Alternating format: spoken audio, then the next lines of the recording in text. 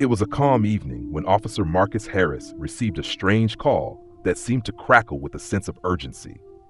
It was just a routine disturbance at an old farmhouse on the outskirts of town, but something about the dispatcher's voice unsettled him.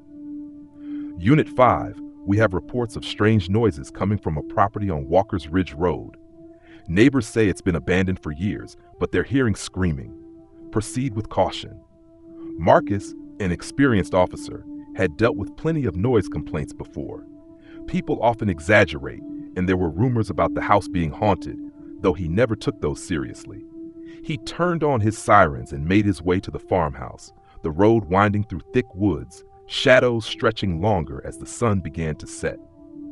When he arrived, the house looked exactly like the stories described it.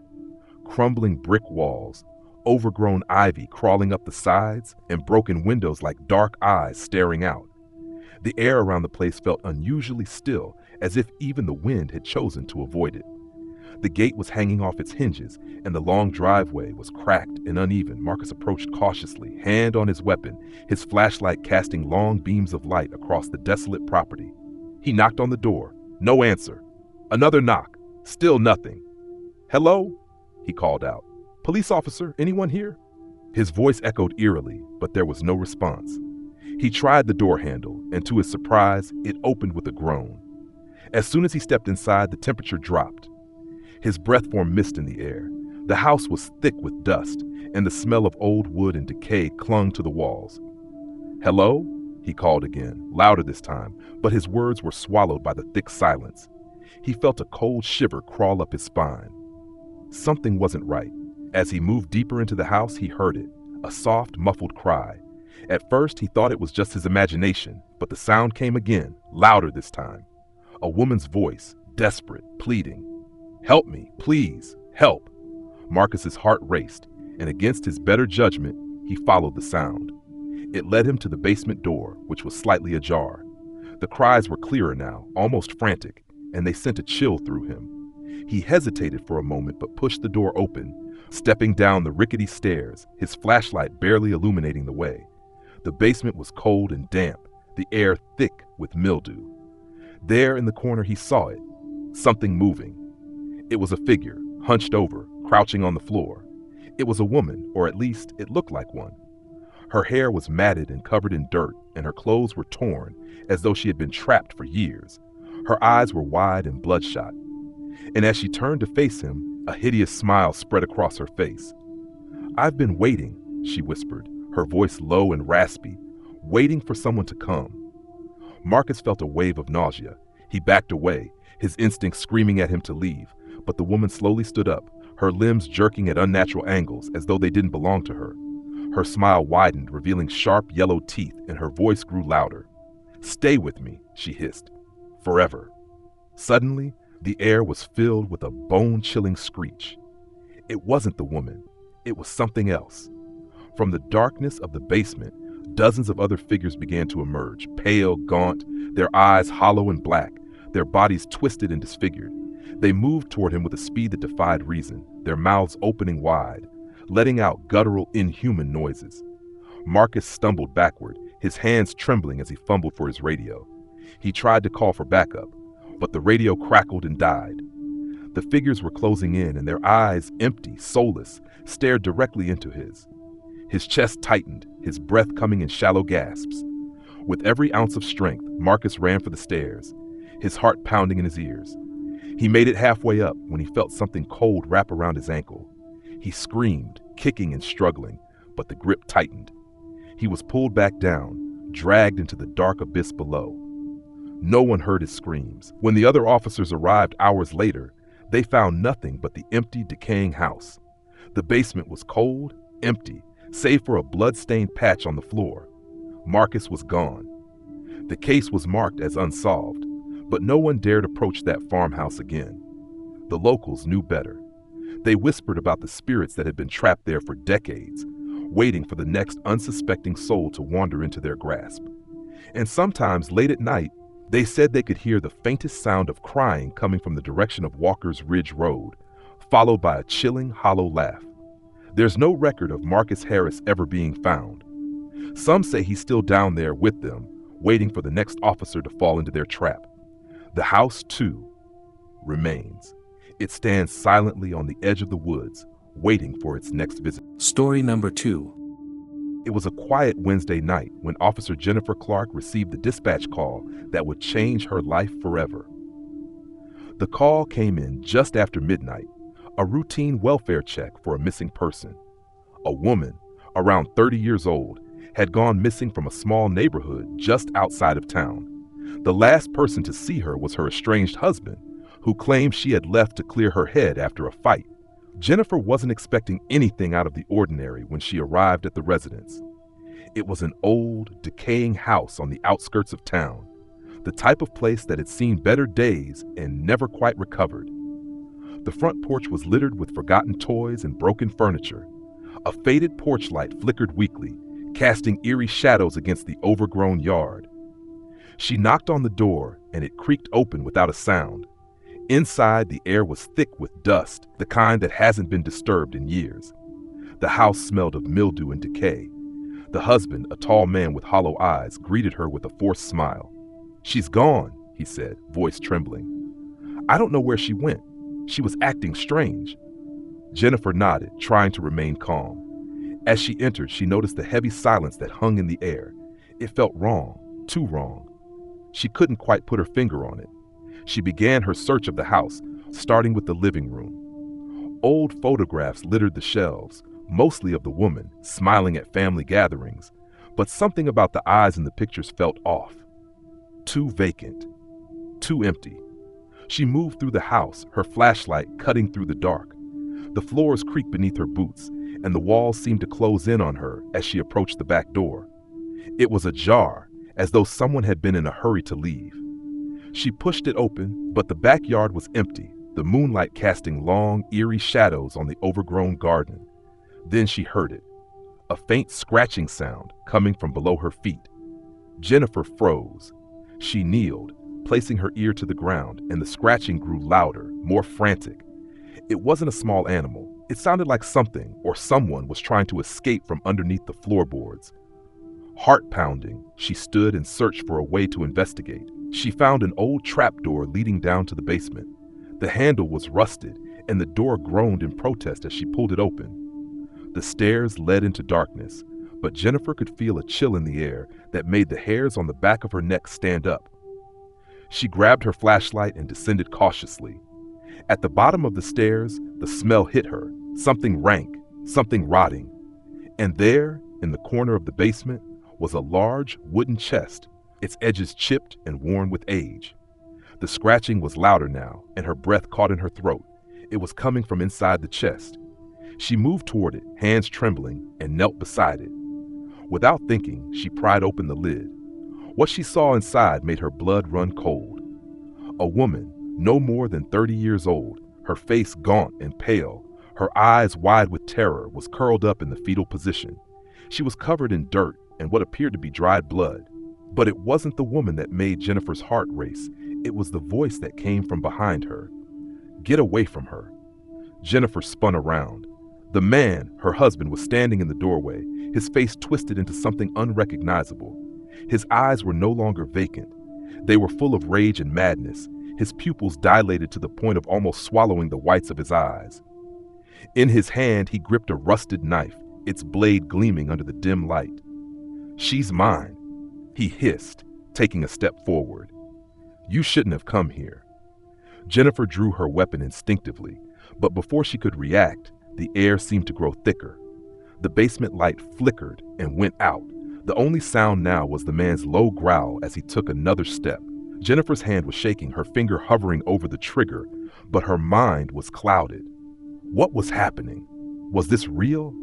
Then the voice came again, but this time it wasn't the husband. It was the woman in the chest, her voice strained and hoarse. "Help me." Jennifer's heart raced as the woman's arms began to twitch, her fingers brushing the ground, but her body was still held in place by something unseen. Then the room seemed to pulse. The walls stretched and contracted, and the man before her grinned, his teeth unnaturally sharp, as if they were growing before her very eyes. In a panic, Jennifer fired a warning shot, but the bullet went right through him. It didn't stop him. It didn't even seem to faze him. Instead, he laughed, a low guttural sound that made Jennifer's stomach churn. "You can't stop it," he whispered. "She's mine. You should never have come here. Now you're part of this forever." And just like that, the room went completely silent. Jennifer never returned to the station that night. Her body was found the next morning laying outside the house, covered in what looked like bruises and marks, but there were no signs of a struggle. The house itself had disappeared, leaving behind only an empty lot where it once stood. The case was closed, at least to the public. But whispers began to spread among the officers. A few claimed to have seen Jennifer's face in their rearview mirrors, staring back at them with wide, terrified eyes. And on those quiet, moonless nights, some said they could hear a faint scratching sound from beneath the ground. It wasn't just a story. Some things, some places should never be investigated, because once you open that door, there's no way back. Story number 3. It was late on a stormy evening when Detective Lucas Martin was called out to a rural neighborhood for a simple break-in. It was the kind of call that would normally make him groan and roll his eyes. He'd handled plenty of break-ins before, and most of the time, it was just teenagers causing trouble or people trying to make a quick buck. But something about this case felt different from the start. The caller was an elderly woman named Mrs. Wells. Her voice was shaky, and she insisted that someone had been sneaking around her property for weeks, watching her from the windows at night. She claimed she'd seen strange figures in her yard, figures that weren't supposed to be there.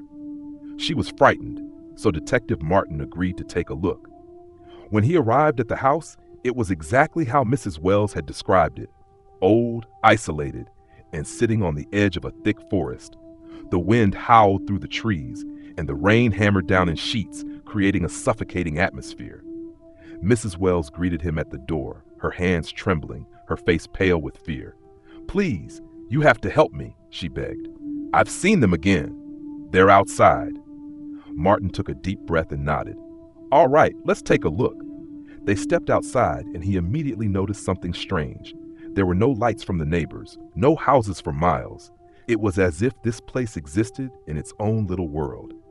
Mrs. Wells pointed to the edge of the property, where a small, dilapidated barn sat, hidden by the trees. She claimed that's where she saw them, the figures watching her. Martin approached the barn cautiously, his flashlight cutting through the dense darkness. The wind picked up, causing the barn doors to creak ominously. As he stepped closer, he heard something, a soft, dragging noise. He stopped, his heart pounding in his chest. The sound wasn't from inside the barn, but from the far corner of the yard. He turned, scanning the trees, but saw nothing. "Mrs. Wells," he called, his voice low. "Stay back in the house.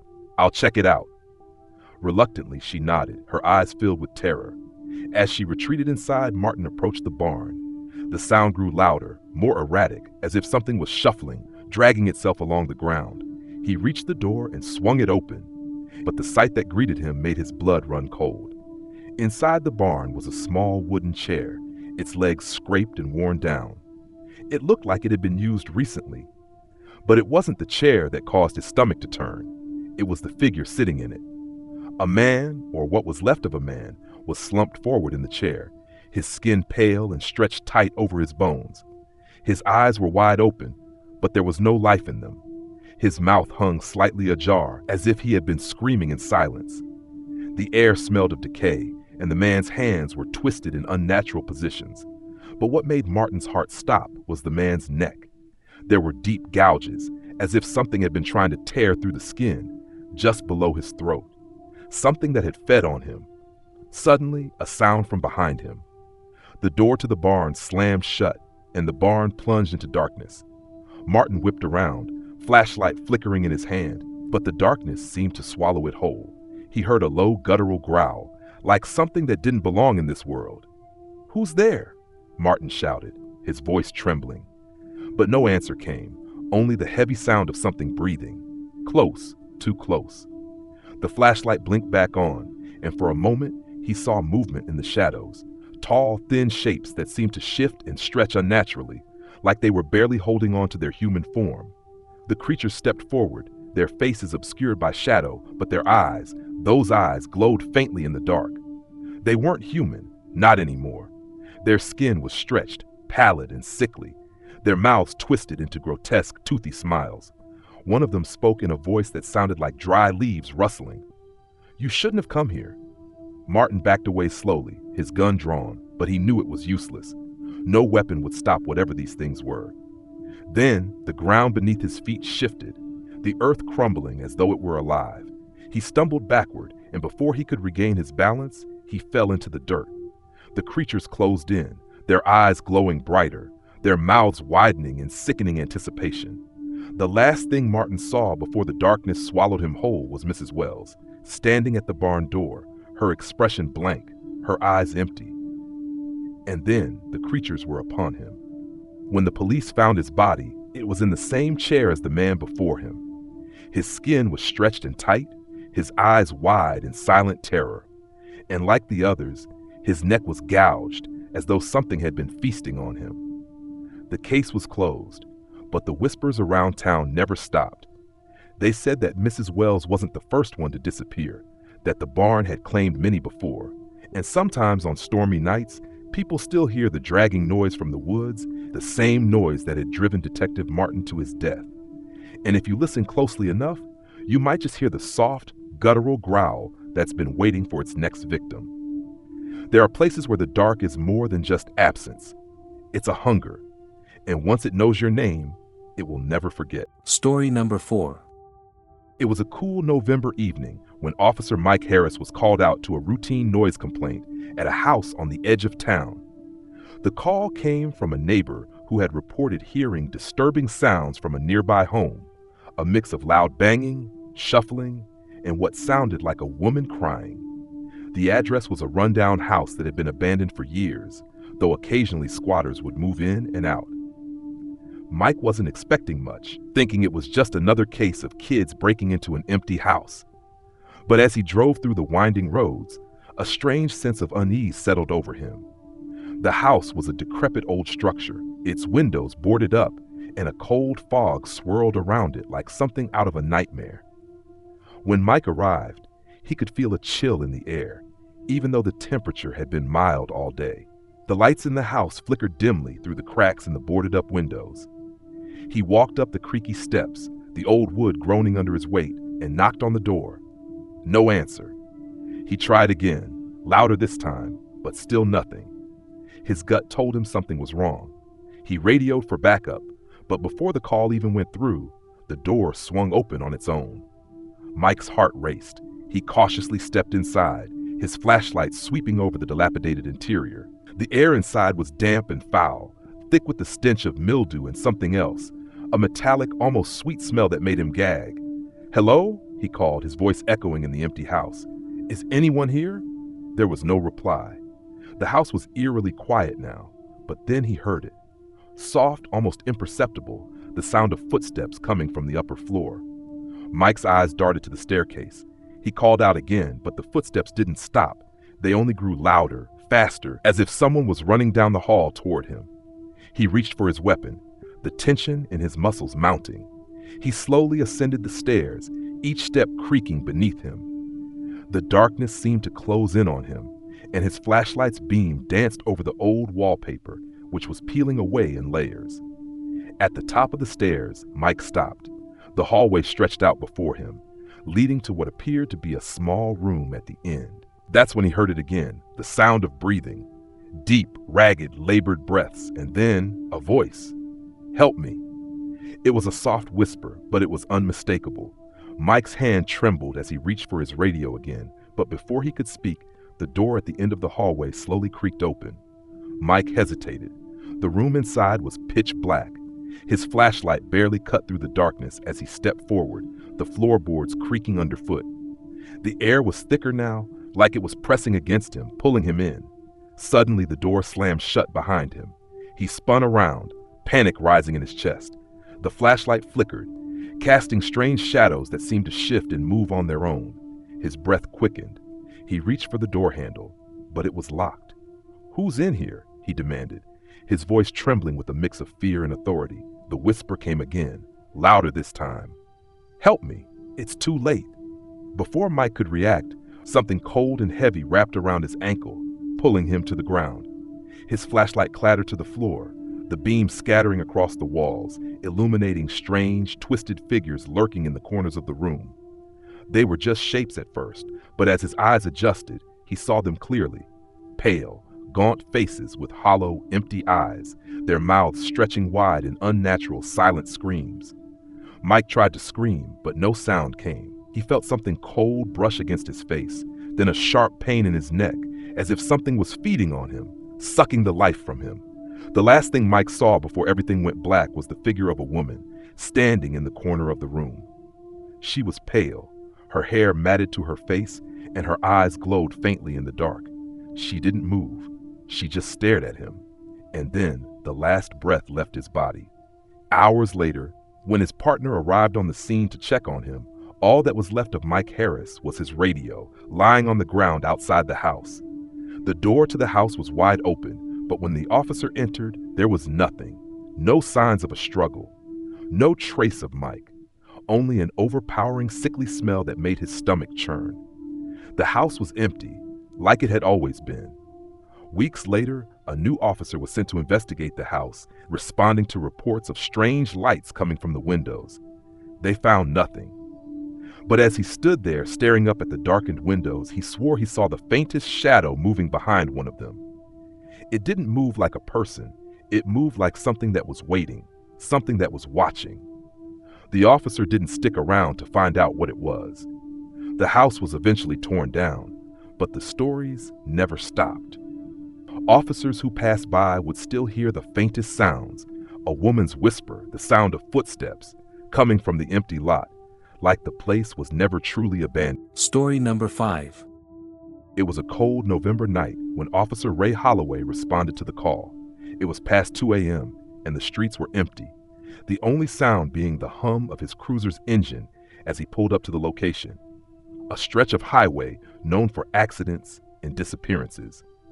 Dispatch had received a distress call from a cell phone traced to this exact spot, but when they tried calling back, all they got was static. Ray stepped out of his car, the wind howling through the skeletal trees that lined the road. The asphalt was slick with last night's rain, reflecting the dull glow of his headlights. He scanned the area, no signs of a car crash, no stranded motorist, just an empty, endless road stretching into darkness. He grabbed his flashlight and radioed in. "Dispatch, I'm on site, but there's no sign of anyone. Are you sure the call came from here?" A burst of static. Then a voice crackled through, distorted, barely intelligible. "Help me." Ray's blood ran cold. The voice was faint, almost like a whisper being carried by the wind. He gripped his flashlight tighter and stepped forward. The only thing in sight was a rusted old guardrail, twisted and broken from years of neglect. Just beyond it, the land sloped into a dense thicket of trees. Then he saw it, a single tattered shoe lying in the grass. Ray's gut twisted. He climbed over the guardrail, his boots sinking into the damp earth as he made his way down the embankment. The further he went, the heavier the air felt. The trees swayed unnaturally, their branches creaking like old bones. Then something moved in the darkness. Ray swung his flashlight toward it, and for a split second, he saw a figure, small, hunched, pale. It scurried out of the beam before he could get a clear look. His breath hitched. "Hello?" he called. "Police. If you need help, come toward the light." Silence. Then from behind him, that same whisper. "Help me." He spun around, but there was no one there. His pulse hammered in his ears. He took a step back, and the ground beneath him gave way. Ray tumbled downward, his flashlight slipping from his grip as he crashed through branches and underbrush. He landed hard at the bottom of a steep ravine, pain jolting up his arm. Groaning, he pushed himself up, reaching for his flashlight. That's when he saw them. Faces. Dozens of them, barely visible in the dim light, pale, hollow-eyed faces staring at him from the trees. Their mouths hung open, their skin stretched too tightly over their skulls. They stood motionless, their bodies half hidden in the shadows. Ray's breath came in ragged gasps. He scrambled for his radio. "Dispatch, officer down, I need backup." Static. Then a soft rustling sound. The figures moved, stepping closer, their bony fingers twitching. Ray didn't wait. He bolted, crashing through the underbrush, lungs burning. The whispering voices swelled around him, overlapping, an eerie, otherworldly chorus. "Help me, help me." A hand, cold, clammy, brushed against his arm. Ray let out a strangled yell, throwing himself forward. He could see the faint glow of his squad car's headlights up ahead, his lifeline in the darkness. Then, just as he reached the edge of the ravine, something grabbed his ankle. A hand, pale and skeletal, shot up from the ground, its fingers curling around his boot with an unnatural grip. Ray kicked frantically, but the fingers tightened. He looked down. The face staring up at him was his own, its mouth opened wide, too wide, splitting apart at the corners. Ray screamed, and then everything went black. The next morning, his squad car was found empty, engine still running. His radio crackled with static, an endless loop of a single phrase repeating over and over, "Help me." They never found his body. But sometimes, on foggy nights, officers driving that lonely stretch of highway hear something through their radios, a faint, static-laced whisper. And if they listen closely, they swear it sounds just like Ray. Story number 6. Officer Mark Reynolds had been with the force for over 15 years, and in that time, he had seen things he'd rather forget. Grisly crime scenes, suicides, gang violence. But nothing compared to what happened on October 5th, 2017. Nothing. It started as a routine call. An elderly woman, Mrs. Holloway, had called 911, claiming someone was standing in her backyard. "They've been there for hours," she whispered, "just standing." The dispatcher tried to calm her, asked if she could see a face. "No," she said, "it's too dark, but they don't move and they're wrong." Reynolds and his partner, Officer Daniel Ortiz, arrived at the house at 1:13 a.m. It was a small, decrepit home on the edge of town, surrounded by an overgrown field. The front yard was normal enough, but when they reached the backyard, something felt off. The air was thick, the kind that makes your skin crawl. A single floodlight illuminated the yard, casting a pale glow over the waist-high grass. And then they saw it. A figure stood at the very edge of the property, just beyond the fence. It was tall, unnaturally tall, its body wrapped in tattered clothing that barely moved in the wind. Its arms hung limply at its sides, fingers unnervingly long. It didn't shift, didn't breathe, just stood there. "Police," Reynolds called out. "You need to leave this property immediately." No response. Ortiz shined his flashlight at the figure.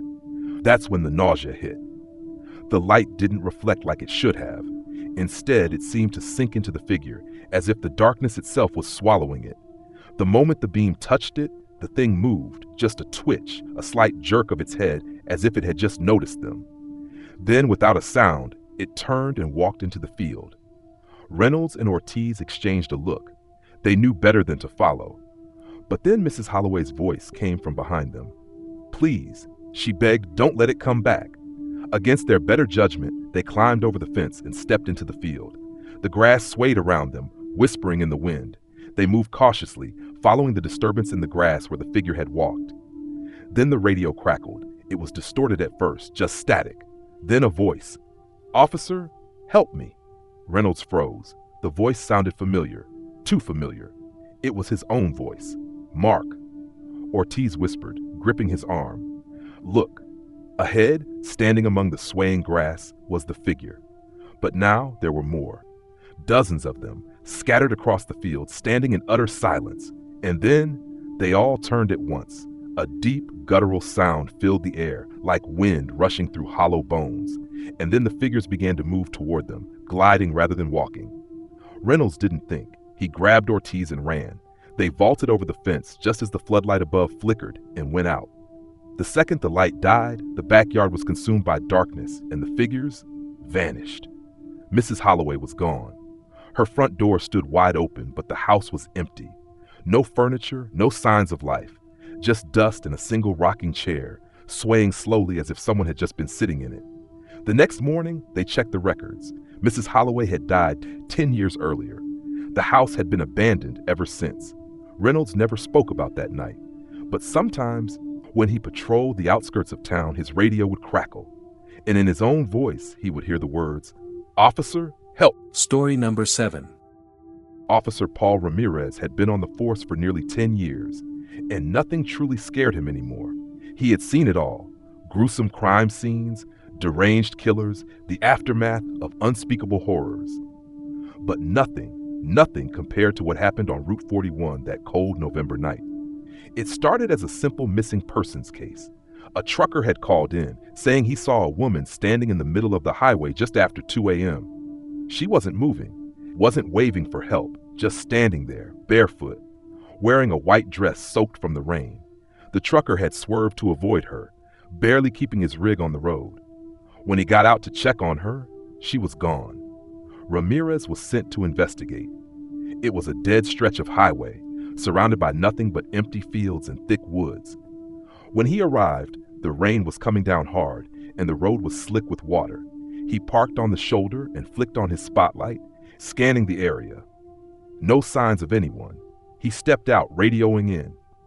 "Dispatch, I'm on Route 41, no sign of the subject. I'll take a look around." As he moved toward the tree line, a gust of wind howled through the branches, sending a chill down his spine. That's when he saw them, footprints, bare, wet footprints leading from the center of the road into the woods. He hesitated. There was something unnatural about them. The spacing was off. The steps were too far apart, as if whoever made them had been running or leaping. "Hello?" He called into the trees, his voice barely carrying over the rain. No response. He followed the prints, stepping cautiously into the woods, his flashlight cutting through the darkness. The deeper he went, the quieter it became. The rain no longer pounded the leaves, the wind no longer howled. It was an unnatural silence, thick and suffocating. Then, ahead of him, movement. A figure stood just beyond the reach of his light. A woman, her back turned to him, her long dark hair dripping with rain. Her dress clung to her thin frame, and her bare feet were planted firmly in the mud. "Ma'am?" Ramirez called, tightening his grip on his flashlight. "Are you all right? Do you need help?" No answer. No movement. He took a cautious step forward, heart pounding. "Ma'am, I need you to turn around." Slowly, the woman's head began to twist, not turn, twist. Her neck rotated far beyond what was natural, bones cracking and popping, her face still hidden behind her wet, stringy hair. Ramirez took a step back, instinct screaming at him to run. Then, in a voice that did not belong to anything human, she whispered, "He let me die." A rush of freezing air shot through the woods, and suddenly, Ramirez could hear something. Whispers. Dozens of voices overlapping, speaking in hushed, urgent tones. He turned and ran. The woods seemed to stretch endlessly, the trees closing in around him. His breath came in ragged gasps as he sprinted back toward the road. Behind him, the whispers grew louder, turning into anguished screams. Finally, he burst through the tree line and stumbled onto the wet pavement. His patrol car was just ahead, engine still running. He dove inside, slamming the door and locking it. His hands trembled as he grabbed the radio. "Dispatch, I need backup now. There's something." Then he saw her, standing just outside his driver's side window. Her face was wrong. Her skin sagged as if it had been waterlogged for weeks. Her mouth hung open, far too wide, her teeth blackened and jagged. Her hollow eyes bore into him, unblinking. Then she vanished. Backup arrived 20 minutes later to find Ramirez sitting in his patrol car, shaking, his face pale as death. He never spoke of what he saw that night, but he refused to patrol Route 41 again. A few weeks later, an old case file was found buried deep in the archives. It was from 1983, an unsolved case about a woman who had gone missing on Route 41 after her car broke down. She had called her husband for help, but he never came. When they finally found her body, it had been in the river for weeks, bloated and rotting. Her husband had let her die, and now, all these years later, she was still waiting. Story number 8. It was a quiet night in the small town of Hollow Creek, and Officer Marcus Hill was on his usual late shift. The town was peaceful, the kind of place where everyone knew each other and crime was almost non-existent. But that night would be different. He received a call about a domestic disturbance at a house on the outskirts of town, a place he had passed by hundreds of times but never thought much about. The house was old, unkempt, with dark windows that seemed to watch you. He pulled up to the driveway, his headlights illuminating the overgrown yard. The house stood silent, its windows like hollow eyes staring out into the darkness. Marcus walked up to the front door and knocked, the wood creaking under his touch. He could hear faint footsteps from inside, but the door didn't open right away. Finally, a thin, older woman with wild, disheveled hair cracked the door open, her eyes wide and panicked. "Can I help you, officer?" she asked, her voice shaking. I'm responding to a domestic disturbance call, Marcus replied, keeping his voice calm. Is everything all right? The woman hesitated, glancing nervously over her shoulder into the dark house. Please, you need to leave, she whispered urgently. They're here. They're watching. Marcus felt a chill run down his spine. Ma'am, I need to come inside and check for any issues. She stepped aside reluctantly, and as Marcus entered the house, the temperature seemed to drop, the air thick with an oppressive heaviness. The walls were lined with old photographs, family portraits that gave the feeling of being watched. But what caught Marcus's attention was the scent of something foul in the air, something rotten. He stepped further inside, his flashlight sweeping over the furniture. It was all old and broken. The place had clearly been abandoned for years, but something about it felt wrong. He heard a door creak open at the far end of the hall. Stay here, Marcus said, his hand instinctively resting on his firearm as he moved toward the source of the noise. As he approached the door, he noticed it wasn't fully closed, but there was a thin, black line of something smeared across the floor, leading into the room. He pushed the door open, and inside, he found a scene that made his stomach churn. A small, dark room with a single light bulb hanging from the ceiling. But it wasn't the bare room that was disturbing. It was the thing that sat in the corner. A figure, hunched over, rocking back and forth. Its head was shaved, and its skin was gray, stretched too tight over its bones. It muttered to itself in a language Marcus couldn't understand, its hands twitching in strange, unnatural movements. Suddenly, the air in the room thickened, and Marcus felt a cold, clammy hand grip his arm. He spun around, drawing his weapon. The woman stood there, but her face wasn't her face anymore. It was contorted, eyes blackened and hollow, lips stretched in an eerie, unnatural grin. Get out, she hissed. They won't let you leave. You should never have come here. Marcus tried to back away, but the woman, no, the thing, lunged at him, her fingers like claws. As he stumbled backward, his hand hit something cold and hard.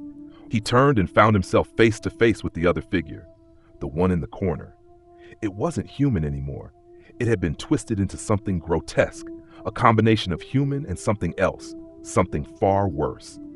Its eyes were wide and bloodshot, its mouth a gaping hole lined with sharp, jagged teeth. Panic overtook him. He fired his weapon, but the bullets seemed to pass through the figures without any effect. The two creatures closed in on him, their movements swift and jerky. The woman's voice echoed in his ears, distorted, saying, "You're one of us now. You'll never leave. We'll never leave." Marcus screamed, but his voice was drowned out by the laughter of the creatures. He fought desperately, but his strength faltered, his mind growing hazy. Then in an instant, everything stopped. The creatures were gone. The woman was gone. He was standing alone in the room, heart pounding in his chest. It was just a house, but something had changed. The air still felt heavy, like the house was alive, breathing. Marcus turned and ran out the door, back to his car, not daring to look back. The next morning, the house was gone. The lot was empty, as though it had never existed at all. The local authorities found nothing. No records of the house, no mention of it in any of the Old Town archives. It was like it had never been there. But Marcus knew, and he wasn't the only one who knew. Sometimes, when he drove through the town, he'd swear he could see it, just on the edge of his vision. The house, watching him, waiting for him to come back. And sometimes at night he would hear it, the laughter echoing in the dark. And he knew deep down that whatever those creatures were, whatever that house was, they were still out there, and they were still watching him. Story number 9.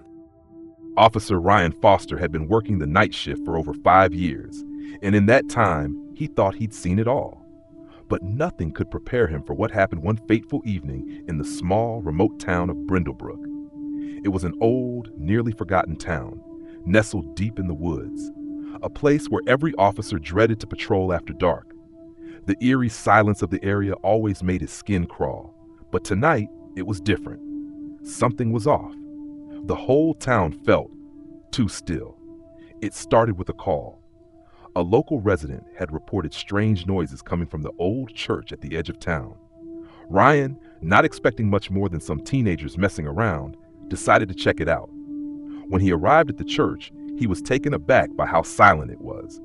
The massive stone structure loomed like a tomb, with its stained glass windows shattered and its doors hanging off their hinges. The wind howled through the trees as Ryan approached the entrance, his flashlight cutting through the darkness. As he stepped inside, a chill ran through him. The air was damp, and the smell of rot and mildew was overpowering. His flashlight flickered, and for a split second, he thought he saw movement in the corner of the room. Something or someone was standing near the altar. "Hello?" Ryan called out, his voice reverberating in the hollow space. He waited for a response, but got none. His instincts told him to leave, but he pushed them aside. He had a job to do. He stepped deeper into the church, shining his flashlight across the pews, but there was no sign of anyone, just old, decaying wood and forgotten prayer books scattered across the floor. He then turned his attention to the altar. It was covered in layers of dust, but something else caught his eye, something that made his stomach twist. A strange symbol was carved into the wood of the altar, an intricate design of spirals and jagged lines that looked almost alive. The air grew colder as Ryan moved closer, his breath visible in the dim light. He crouched down to inspect the symbol, his fingers brushing over it. That's when he heard it, a soft, almost imperceptible sound, a scratching coming from somewhere deep within the church. Frozen, Ryan stood and listened intently. The scratching grew louder, now accompanied by a low, guttural noise, like something was dragging itself across the floor. He turned, his flashlight sweeping across the room, but there was no one there. The scratching stopped abruptly. Then came the whisper, a low, raspy voice that seemed to crawl inside his skull. "Help! Help us!" Ryan's heart slammed in his chest. He took a step back, the hairs on the back of his neck standing on end. The voice was faint, but it was unmistakable. It was coming from beneath the floorboards. The silence was deafening. His breath came in ragged gasps as his flashlight beam flickered once more. This time, when it came back on, he saw something that made his blood run cold. Shadows, dark, crawling shadows, twisted across the floor, slithering like serpents, each one seeming to take shape as they crawled toward him. Ryan backed away slowly, his hand reaching for his radio. But before he could call for backup, the doors to the church slammed shut with a deafening crash. He spun around, now trapped in the dark with whatever horrors were hidden inside. The shadows began to grow, their shapes contorting, reaching for him. The whispering grew louder, now joined by a chorus of voices, dozens, hundreds, all pleading. "Help us! Free us! It's too late for us!" A chill like ice gripped Ryan's heart, and he felt the air around him shift. The shadows were moving faster now, writhing like a living, breathing mass. He bolted for the door, slamming his shoulder against it in a desperate attempt to escape. But it wouldn't open. The shadows were all around him, their voices now a cacophony of shrill cries. Suddenly, the church went completely dark. Ryan felt a cold hand brush against his face, followed by the rasping whisper again, this time in his ear. "You shouldn't have come." His flashlight flickered back on for a split second, illuminating the horror in front of him. The once empty pews were now occupied by pale, twisted figures, human forms with hollow, empty eyes, their faces contorted in agony. They were staring at him, their mouths stretched wide in silent screams. Panicking, Ryan turned and charged for the exit once more. This time, the doors creaked open. But when he stepped outside, he found himself back at the altar. The church hadn't changed. It was the same place, the same room, as if he had never left. His pulse quickened as he realized what was happening. He was trapped in some kind of loop. "Help us!" The whisper came again, but this time it was not from the shadows. It was from inside his own head. Ryan stumbled back, his mind unraveling. He tried to run, but no matter which direction he went, he kept ending up at the altar. Every time he tried to escape, the figures would move closer, their grotesque faces leering at him. It wasn't until hours later that the town's residents found Ryan's abandoned patrol car in front of the church. But when they entered, the church was empty. No sign of Ryan, no trace of his presence. Only the faint, echoing sound of whispers in the walls and the same dark, jagged symbol carved into the altar. No one in Brindlebrook ever heard from Officer Ryan Foster again. The church was left standing, but no one ever dared to go near it after that night. And sometimes, when the wind is just right, those who pass by claim they hear faint whispers in the trees, begging for someone to help them. And far, far in the back, behind the altar, They swear they can see a shadow moving, just waiting for someone to come inside. Story number 10. Officer Leah Green had been working the graveyard shift for over a year, but there was one call that would haunt her forever. The call came in just before 2 a.m. A woman was calling in, her voice frantic and terrified, claiming someone was inside her house. It wasn't a typical distress call. This one had an edge of desperation, like something deeply unnatural was happening. Leah had heard of strange occurrences in the rural area where she patrolled, but she was skeptical of ghost stories and rumors. Still, there was something about this call that felt different, something off. She pulled up to the house, a rundown farmhouse sitting alone at the edge of a dense forest. The house had always been a little eerie, windows too dark, the porch swing creaking even when there was no wind. Leah didn't think much of it as she parked, but the uneasy feeling in her chest was growing by the second.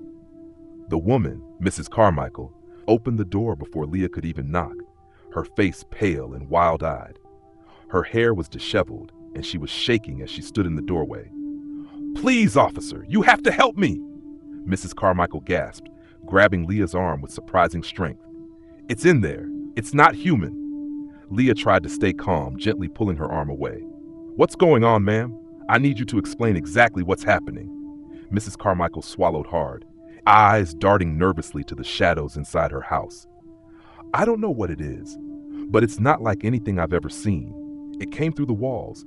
I thought it was just a nightmare, but it's real. It's here." Her voice cracked as she said the last word, and Leah could hear a faint, distant thumping sound from inside the house. Leah's instincts kicked in. She pulled out her flashlight and motioned for Mrs. Carmichael to step back. "Stay here," she ordered, her hand resting on her gun. "I'm going in to check it out." As she stepped inside, the air felt heavy. The house was dark, even though the windows allowed a bit of moonlight to filter in. The wood floor creaked under her boots as she moved cautiously through the narrow hallway. Her flashlight beam flickered once, and that's when she heard it, the sound of something moving, something big. "Hello?" Leah called out, her voice steady despite the dread crawling up her spine. No answer, only the sound of shuffling footsteps, low and deliberate. She followed the sound to the living room, and that's when she saw it. The furniture was overturned, the lamp on the floor still flickering. But there was something more, something moving in the corner. A figure stood hunched over, its back facing Leah.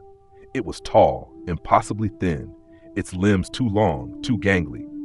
The shape twitched sporadically, and Leah could see that its skin was mottled, a pale, sickly gray, as though it had been drained of all life. It turned slowly, the sound of its joints creaking as it moved. Leah froze. Its eyes were black, soulless pits that seemed to pull at the very air around them, and it was grinning. Its mouth stretched wide, far too wide for anything human. The grin was full of sharp, jagged teeth that gleamed in the dim light. It didn't speak. It didn't move except to take a slow step toward her. Then another. Leah reached for her radio, but before she could speak, the creature's hand shot out. It was like a blur of motion, far too fast, and Leah's arm was grabbed with unnatural strength. She gasped, feeling a sharp pain as its fingers dug into her flesh, cold as ice. The creature's face was mere inches from hers now, its breath rancid and moist against her skin. "You shouldn't have come." The words weren't spoken, but imprinted in her mind like a thought that wasn't her own, chilling her to the core. She fought back with everything she had, pulling away, but the creature's grip tightened. Just as she thought she was done for, there was a sudden crash from behind it. The front door flew open, and Mrs. Carmichael rushed in, a heavy wooden cross in her hands. She held it high, shouting something in a language Leah didn't understand. The creature shrieked, a sound that rattled Leah's bones. Its body jerked back, releasing her arm, and it disappeared into the shadows with a speed that made her dizzy. The room fell silent, except for the pounding of her own heartbeat. Leah looked at Mrs. Carmichael, who was gasping for breath, holding the cross firmly in her hands. "What the hell was that?" Leah asked, her voice hoarse. Mrs. Carmichael lowered the cross, tears streaming down her face. That was what's been haunting my family for generations. My ancestors made a deal, long ago, with something in the woods. They thought it was a bargain, but it's always come back to collect, every few decades. It gets stronger each time. I thought I could stop it, but now it wants me. It always wants the next one." Leah didn't know what to say. She had faced criminals, even violent offenders, but this was something entirely different. "What do we do now?" she asked, her voice barely above a whisper. "We leave," Mrs. Carmichael said firmly, her eyes wild. "We burn the house down. We burn it all. It can't be trapped forever, but at least this way it won't have any more victims." Leah didn't hesitate. Together, they set the house ablaze, watching it burn to the ground, the flames licking the sky. The next morning, there was nothing left but ashes and smoldering ruins. No trace of the creature, no sign of Mrs. Carmichael. The case was closed, the investigation ended. But every year, on the same night, Leah would hear the whispers in her head, the same voice.